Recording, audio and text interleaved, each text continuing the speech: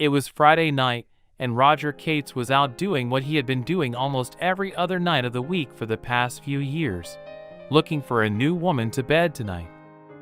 He had decided to take a side road north of the main town, thinking that the easier route would get him to his destination faster. He had heard that a new club had opened on the east side, and he was eager to check it out. He thought about the conversation he had with his father earlier that day. It was an old argument they'd had for years, but it had never ceased to irritate him. "Damn it, Roger, you're 35 years old now. You can't go on living like this. You need to settle down, get a job, get married, think about your future for once in your life," his father said. "Well, I like my life." "Dad," he said, "I've been doing well so far just because you've been living off your trust fund all these years. What about your family, your future?" "I'm doing fine, and the trust fund is set up to support me for years to come." Roger said he was right about the trust fund. It was designed to ensure that he would be well funded for the rest of his life, so that in his mind, he would never have to worry about working or retiring. But his father was right. In his 35 years, Roger had never worked a day in his life and spent all his time partying, golfing, and courting women. Find them, have them, and forget them.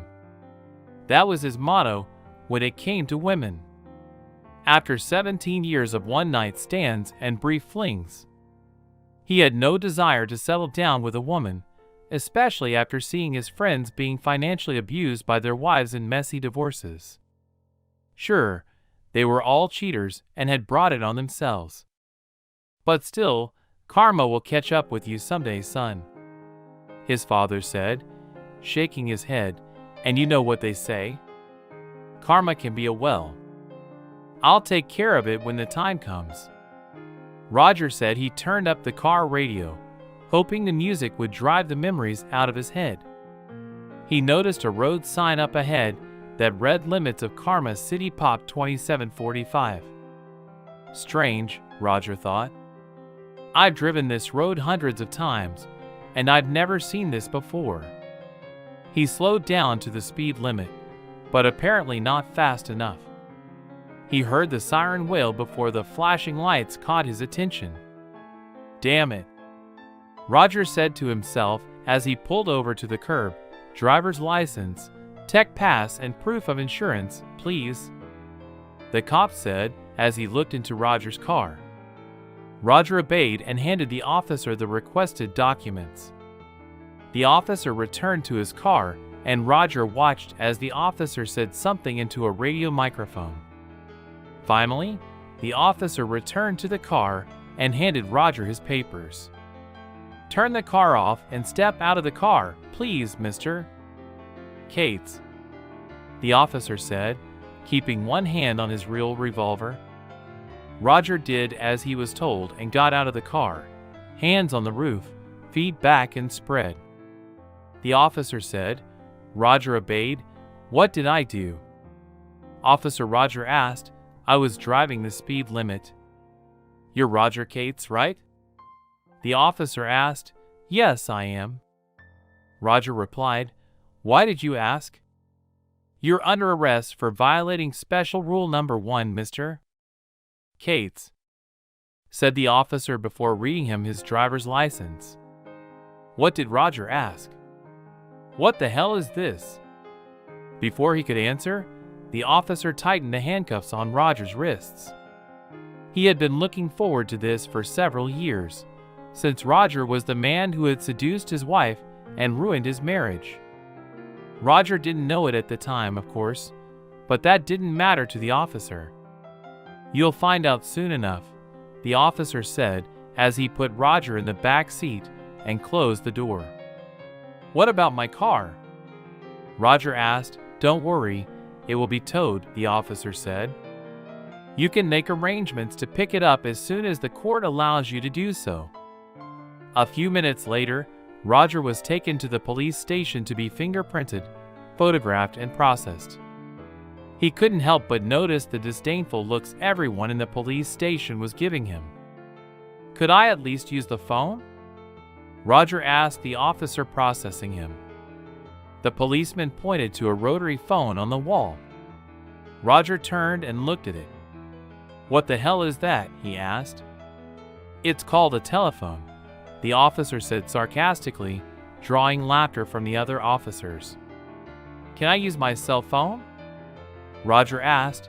There's no cell service here, said another officer. This isn't New York. You know this is Karma, boy, said the third officer, eliciting laughter. Well, isn't that one? And it took Roger a while to figure out how to use the phone, finally calling his father, who answered after the first beep. Dad, you've got to help me. Roger said, Slow down, son. His father said, What's wrong?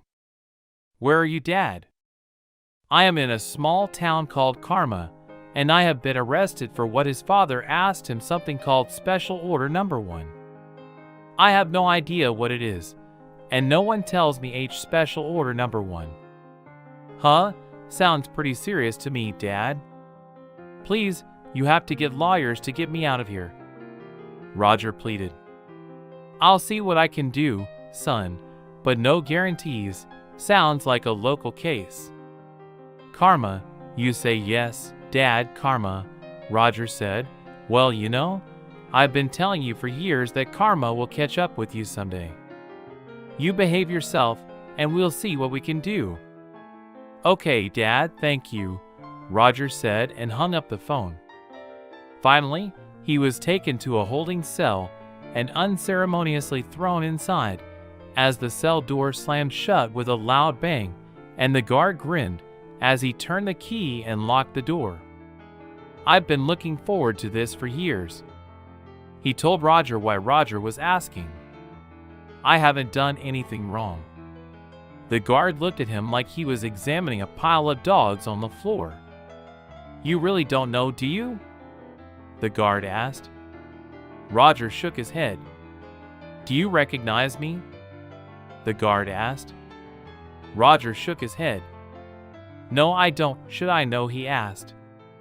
Well, if you're going to see someone's wife, you should at least know who her husband is, or rather ex-husband. Thanks to you, I no longer have a wife, my children no longer have a mother, and we no longer have a happy home. Of course, you don't care about these things, do you? I'm sorry. Who is your wife? Roger asked. It doesn't matter, the guard said. We got divorced because of you. It's been like this for 2 years.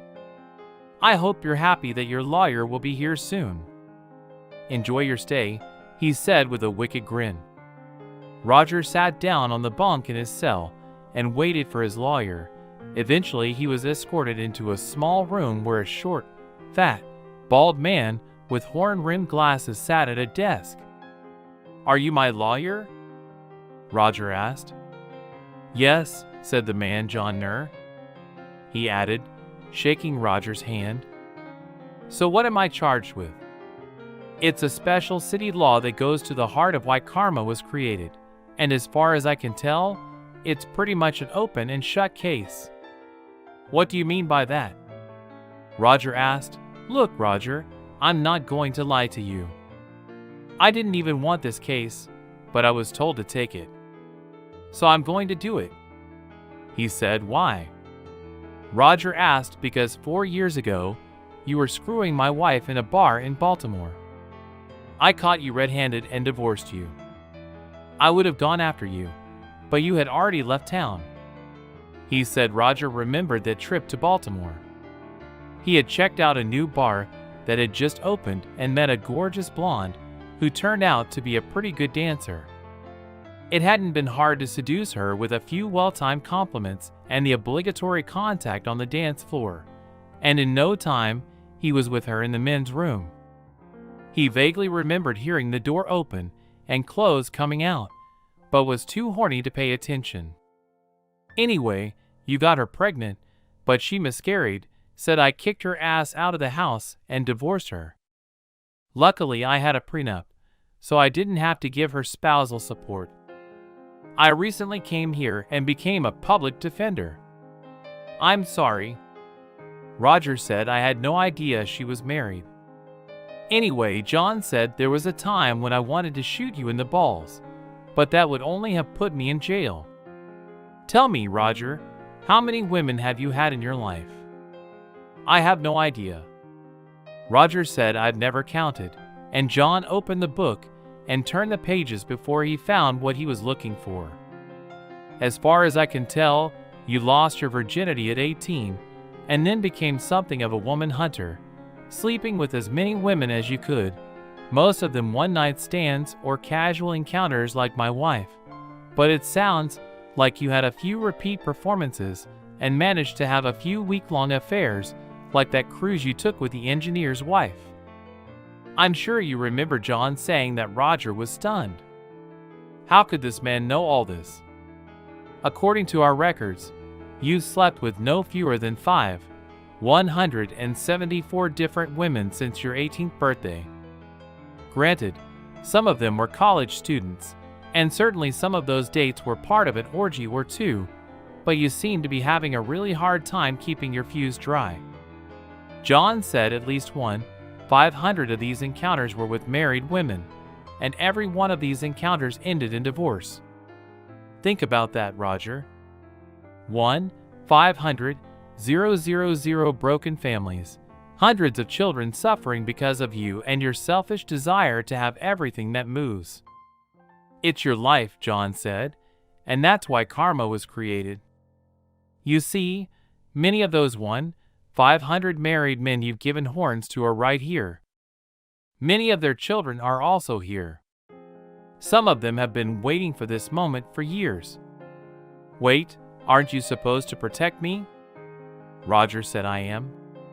I'm telling you why you're here and what's in store for you. I will do everything in my power to keep you from getting the death penalty, which is just one of the possible punishments you're facing right now. But I have to be honest. It's not going to be easy. You are guilty of a mortal sin, and you know it. What can I do to stop it?" Roger asked. "Well," said John, "you have a huge trust fund. You could give away, let's say, 90% of it as restitution to the husbands and children you have hurt. I see you also have a very expensive apartment and several expensive cars. You could also sell all that. But what will I live on? Do what everyone else does." Jayan said to get a job. "It might not be easy because you don't have any work experience, but you'll get used to it. You can get by with a lot less than you're getting now. I know it's not what you want to hear, but honestly, you don't have much choice." John said he was getting up and getting ready to leave. "Think about it. You have until tomorrow morning, until 8 a.m. The court will be open on Saturday because it's a special case. You have a chance to make it right, Roger. Take it. Believe me, you won't get any sympathy in this town." John left, and the guard escorted Roger back to his cell. Another guard was already there with a metal tray full of food. Roger looked at the mess on the tray. "What is this?" he asked the specialty of the place, and the guard on Pebbles said, "It was good enough for our boys who fought the Nazis, so it should be good enough for you. Besides, it's not one of the trendiest places to eat in New York." "I know," Roger sighed. "That's karma for you, kid." The guard said, "Well, isn't that eh?" The two guards laughed hysterically when they heard that. Roger ate as much as he could and finally got some sleep. Early the next morning, two guards came and escorted him to the courthouse, making sure he showered and shaved. The courtroom was packed with spectators, mostly men Roger had horned in on over the years, and a few children. The room exploded as Roger was brought in, handcuffed and dressed in an orange jumpsuit. "Get the rope," shouted one man. "Hang the bastard," said another. "Cut his balls off," shouted another. "Feed him to the dogs," shouted someone. Many more whistles rang out, most of them calling for Roger's humiliation and eventual death. The bailiff ordered everyone to stand as the judge came out of his office. He sat down, looked at Roger glumly, and tapped his gavel. He announced that the courtroom was quiet, but all eyes were on Roger, and they were filled with hatred. "Is the prosecution ready?" asked the judge.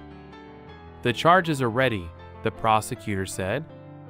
The judge looked at John. "Is the defense ready?" he asked. "Is the defense ready?" Jayan said, "How does the donkey defendant plead guilty?" The judge asked. Jayan stood up from his chair. "Your Honor, the defendant pleads guilty and is willing to accept the mercy of the court." John said, "I'll bet he is." The judge said, "I still want to give the district attorney a chance to make his case." He pointed to the prosecutor. "Keep up the good work. Harold, state your case." "Thank you, Your Honor." Harold said, "Stand up, Your Honor." The prosecution calls the defendant to the stand. "Very well," said the judge. He pointed to Roger and motioned for him to take the stand.